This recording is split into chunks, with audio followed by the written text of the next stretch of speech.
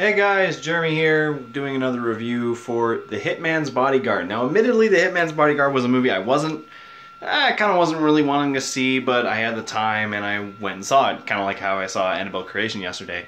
Now, the one thing that was really funny about The Hitman's Bodyguard was the poster. Basically, the complete ripoff of the Bodyguard, the movie that had Kevin Costner and Whitney Houston. And they had posters for it, they had music, the first ads and trailers for it were talking about the mockery of that movie, and I like that.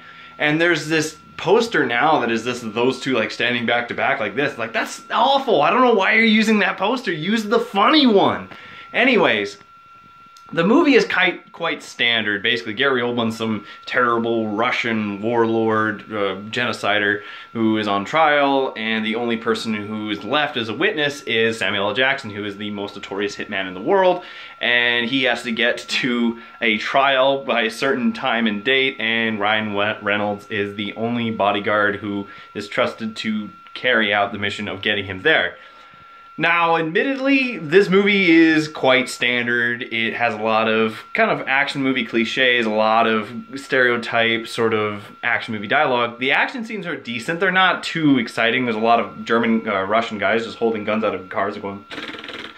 However, the banter between Reynolds and Samuel L. Jackson is amazing. These two are fantastic to get together. They really work well with each other. The humor between the two is great. The friendship moments are awesome. And even the humor, while sometimes is predictable and contrived, is still really good because of how good these guys are together. Oh, and also Elektra from Daredevil is here. She doesn't really do much of the story, but here's the thing, this movie is a road trip, basically. It's a road trip movie, and there are some cool funny moments, there are some interesting action scenes, there are some cool funny moments.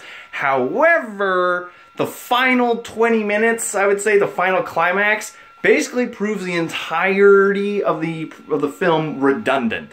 Like, literally, if you ever wanted a climax to completely erase the entire purpose of what the characters were doing, and it's not what you think if you're thinking what I think you're thinking. No, it's literally just, okay, there was literally no point in putting that much effort into it if that's how things were going to turn out.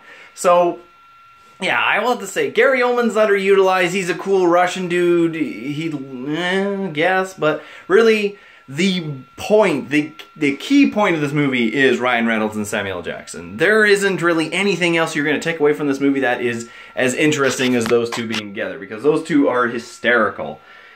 I did like some music moments. I thought Salma Hayek was really cool. She only has like two, three scenes in this movie, but she is phenomenal. She is so freaking funny.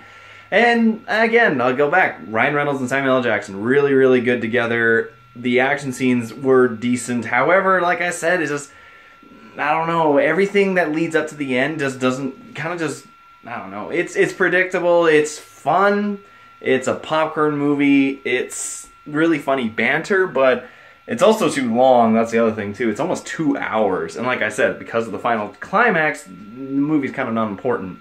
However, also I will say, who shot this movie? He has the aperture and the ISO up way too freaking high sometimes. The entire background behind the characters is like a giant lens over saturation flare. And it's like watching an episode of Without a Trace. If any of you guys remember that show had way too much saturation going on in the background of all the characters.